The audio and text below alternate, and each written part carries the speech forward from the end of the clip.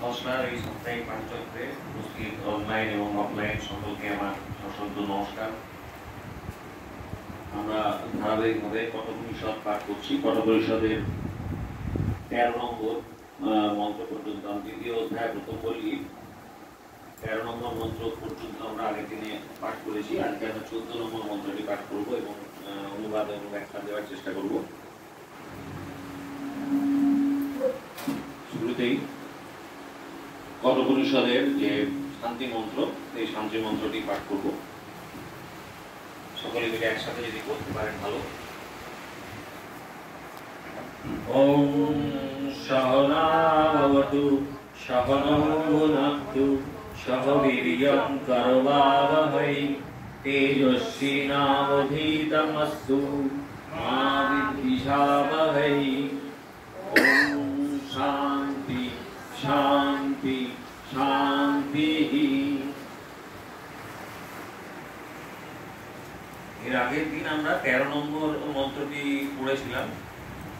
সেই মন্ত্রটি একটুখানি আপনাদেরকে মনে করিয়ে দিই, তাহলে 14 নম্বর মন্ত্রটি বুঝতে সুবিধা হবে। যদিও এগুলি একই রকম ভাবে বলা হচ্ছে যে জীবাত্মা এবং পরমাত্মা যে এক, সেগুলি আগের মন্ত্রগুলিতে বলা হয়েছে এবং সেই জীবাত্মা মানুষের হৃদয়রূপ গুহায় অবস্থান করে, কিন্তু মানুষ সেটি বুঝতে পারে না। এবং তারা কিভাবে বুঝবেন যে জীবাত্মা, জীবের আত্মার ভেতরে, আত্মা যে জীবের মধ্যে বাস করছেন প্রতিটি জীবে, সেটি কি করে বোঝা যাবে সেইগুলি বলতে গিয়ে এই মন্ত্রগুলির অবতারণা হয়েছে। আগের মন্ত্রটিতে বলা ছিল অঙ্গুষ্ঠ মাত্র পুরুষ জ্যোতিরিবা বধূমাকাহ ঈশানো ভূত ভক্তস্য স এবাদ্য সা এতদ বৈ তত। তিনি যে এই পরম ব্রহ্ম পরমেশ্বরের কথা বলা হয়েছে, তিনি হচ্ছেন একটি জ্যোতির মতো। সেই জ্যোতি কেমন না অধূমতা, মানে ধূমহীন জ্যোতি, কোনো ধোঁয়া নেই। এমনি আমরা যে সূর্য বা অগ্নি যা দেখতে পাই তাতে ধোঁয়া থাকে, তাতে তেজ থাকে, কিন্তু পরমেশ্বর পরব্রহ্মের যে জ্যোতি, সেই জ্যোতি অধূমতা, মানে কোনো ধোঁয়া নেই। তিনি সেই জ্যোতি হচ্ছে নির্মল, শান্ত, দিব্য এবং সুশীতল প্রকাশ। এবং লৌকিক আলোর মধ্যে যে ধোঁয়া থাকে, জ্যোতি কথাটি মানে হচ্ছে আলো, প্রকাশ। যেই সাধারণ লৌকিক আলো আমরা যা কিছু দেখতে পাই তার মধ্যে ধুলো, ধোঁয়া ইত্যাদি সমস্ত কিছু থাকে, কিন্তু পরমেশ্বর পরব্রহ্মের যে জ্যোতি তাতে কোনো ধূম থাকে না, তিনি অধূমতা, এই কথাই বলেছেন। এবং সেই জ্যোতি আজও যেমন আছে, আগামীকাল ওই যে বলেছেন ভূত ভব্যস্য ঈশান ভূত ভব্যস্য। ঈশান মানে যিনি শাসন কর্তা, ঈশ মানে ভগবান, যিনি শাসন করছেন, যিনি নিয়ন্ত্রণ করছেন এই সারা ব্রহ্মাণ্ড, তিনি ভবিষ্যতেও থাকবেন, অতীতেও ছিলেন, বর্তমানে তো আছেন। ভূত ভব্যস্য ঈশান স এ বাদ্য এব অদ্য, অদ্য মানে আজ, এব স উ স্ব মানে হচ্ছে আগামীকাল। এ কথাই বলছেন যে আগামীকালও তিনি থাকবেন। এই কথাই তুমি জানতে চেয়েছিলেন, নচিকেতাকে বলছেন যমরাজ। নচিকেতা যা জানতে চেয়েছিলেন সেই নচিকেতার প্রশ্নের উত্তরে যমরাজ এই কথাটি বলছেন যে এটি তুমি জানতে চেয়েছিলে, এই নিয়ে সেই পরব্রহ্ম পরমেশ্বর। আজকে আমরা এই 14 নম্বর মন্ত্রটি পড়ব। এতে একটি উদাহরণ উপমা দেওয়া আছে, গীতা প্রেসের পেজ নাম্বার 115। এতে একটি উপমা দেওয়া আছে, সেই উপমা সহকারে তিনি বোঝাতে চেয়েছেন যে জীব তার হৃদয় গুহাতে যে পরমাত্মা বসবাস করেন, তিনি যে সেখানে আছেন তা কি করে সাধারণ মানুষ বুঝবে, সেইটির কথা বলতে গিয়ে, এবং যারা বুঝতে পারেন না তাদের কি রকম পরিণতি হয়, তাদের কি দশা হয়, সেই কথা এই মন্ত্রটিতে বলার চেষ্টা করেছেন। যথো দখং দুর্গে বৃষ্টিয়ং পর্বতেষু বিধাবতি এবং ধর্মান পৃথক পশ্চিম স্থানে বানু বিভাবতি। যথো দখং দুর্গে বৃষ্টিয়ং পর্বতেষু বিধাবতি এবং ধর্মান পৃথক পশ্চিম স্থানে বানু বিধাবতি। যথা যথোদকং মানে যথা উদকং, যথা মানে যেমন, উদকং মানে হচ্ছে জল।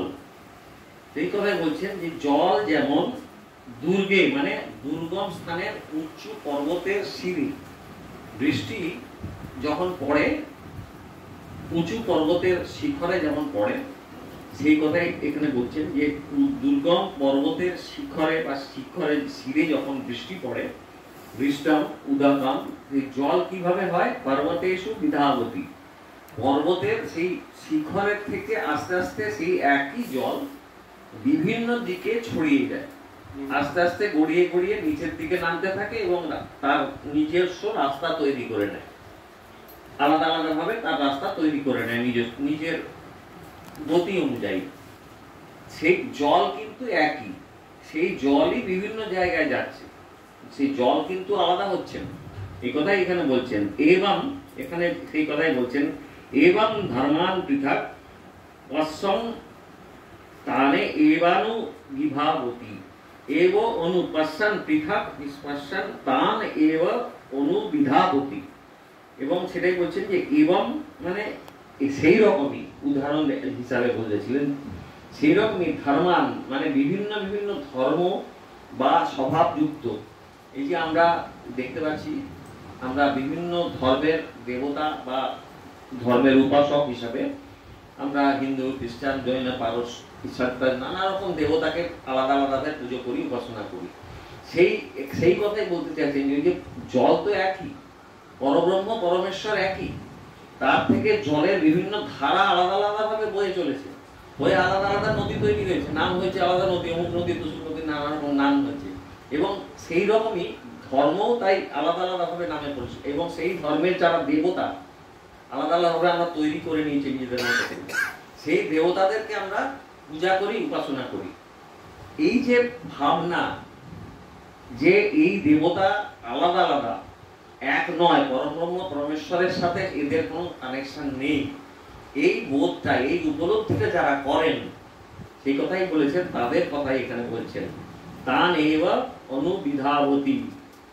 এই যে উপাসক যারা আছেন, এই সমস্ত আলাদা আলাদা দেবতাদের যারা উপাসনা করে থাকেন, ভেবে এইটাই যে তিনি বোধহয় এক নন, তিনি বোধহয় আলাদা, সেই কথাটা যারা বুঝতে ভুল করেন এবং বুঝতে পাওয়ার ভাবেন যে আলাদা আলাদা দেবতাকে পুজো করাটাই বোধহয় ঠিক প্রসেস, ঠিক পথ ভগবানকে পাওয়ার, কিন্তু সেটা যে ভুল পথ সেটাই এখানে বলতে চাইছেন। ভগবান তো একই, পরব্রহ্ম পরমেশ্বর একই, তার থেকে সৃষ্ট হয়েছে বিভিন্ন ধরনের ধর্ম ইত্যাদি।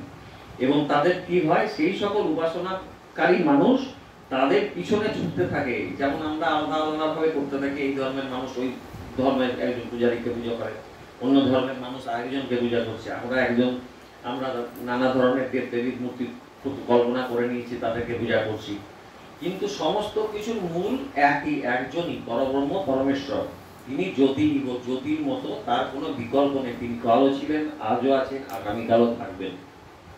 সেই কথাটাই যারা না বুঝতে পারে, আমরা যেমন বুঝতে পারি না, আমরা যেমন বিভিন্ন দেবতা দেবদেবীর পূজা করে চলেছি, ভাবছি হয়তো সেই দেবদেবীরা সবাই আলাদা, তো তাদের কি হয়, তারা এই মানুষের পিছনে, এই যে উপাসক, এই যে দেবতাদের পিছনেই ছুটতে থাকে, এবং তাদের শুভাশুভ লোকে এবং বিভিন্ন উঁচু জনিতে নিচু জনিতে নিবেদিত হয়। আমরা যেমন আস্তে আস্তে যারা উঁচু উপাসক পরব্রহ্ম পরমেশ্বরকে যারা বুঝতে পারেন, তাদের স্থান হয় অনেক উঁচু জনিতে পরবর্তী জন্মে।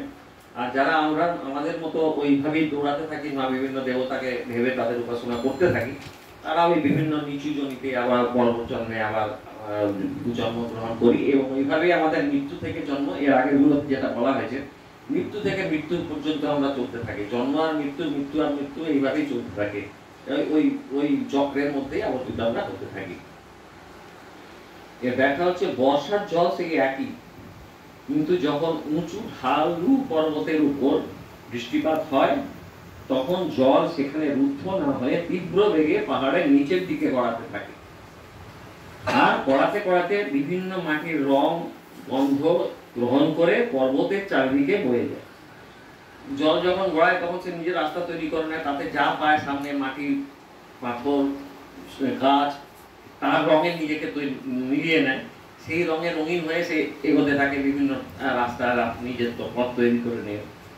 এবং সেইরূপ সেই একই পরমাত্মা থেকে উদ্ভূত বিভিন্ন স্বভাব বিশিষ্ট দেবতা, পরমাত্মাদের থেকে যারা সৃষ্টি হয়েছেন সেই দেবতা, অসুর, গন্ধর্বাদিকে যেসব ব্যক্তি পরমাত্মা থেকে আলাদা মনে করে এবং তাদের পূজা উপাসনা আদি করে, পরমাত্মা ব্রহ্মেশ্বর থেকে যে আলাদা ভাবেন যারা এই সমস্ত দেবতাদের, যেটা আগেই বলা হলো, এবং তাদের উপাসনা করে থাকি, তাদের পুজো করে থাকি, তাদেরও ওই ছড়ানো ছেটানো জলের মতোই বিভিন্ন দেব, অসুর ইত্যাদি নানা লোকে বিভিন্ন প্রজাতিতে গমনাগমন করতে হয়। যেটা বলা হলো যে উঁচু থেকে নিচু জমিতে জন্মগ্রহণ করতে হয়, বিভিন্ন আলাদা আলাদা লোকে তাদের স্থান হয়। তাদের আর ব্রহ্ম প্রাপ্তির কোনো সম্ভাবনা থাকে না। তিনি আর পরব্রহ্ম পরমেশ্বরের পদকমল আর তার লাভ করার কোনো সুযোগ থাকে না। এই কথাই এখানে বলেছেন যে তার এই দশাই হয় যারা এছাড়া বুঝতে না পারেন। এই কথাটি গীতার আপনার 23-24 নম্বর অধ্যায় 23-24-এও এই কথাটি কিন্তু বলা আছে, আপনারা চাইলে পড়তে পারেন। নমস্কার।